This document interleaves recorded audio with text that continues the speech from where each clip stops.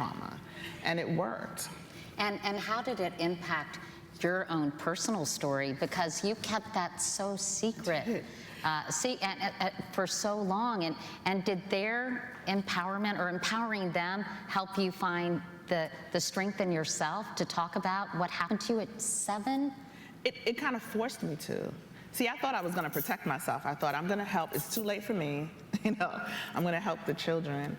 But I realized very quickly that I could not authentically help them without authentically facing the things that I dealt with.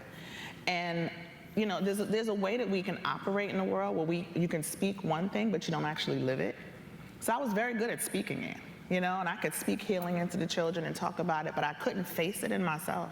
And when those two things came together, I realized, I'm not actually doing this work well unless I'm working on myself. And so that work forced me to deal with my own sort of stuff.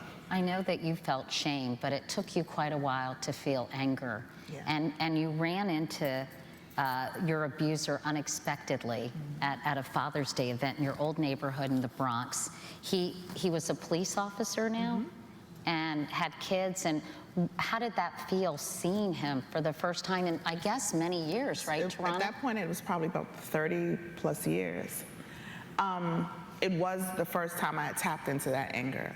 See, I grew up feeling like not he did a bad thing, but we did a bad thing. I felt complicit in my own abuse because what I was told is that good girls don't let people touch their private parts, and good girls don't go into dark corners with grown boys. I had heard all of these rules, but nobody. Because he was 18, right? He was probably about 18, and I was 7, and so I thought I'd heard the rules, but what no adult had ever said to me is, if one of these rules is broken, it's not your fault. So I spent years feeling complicit, like I broke the rules, I'm a bad girl. And by the time I saw him, I had been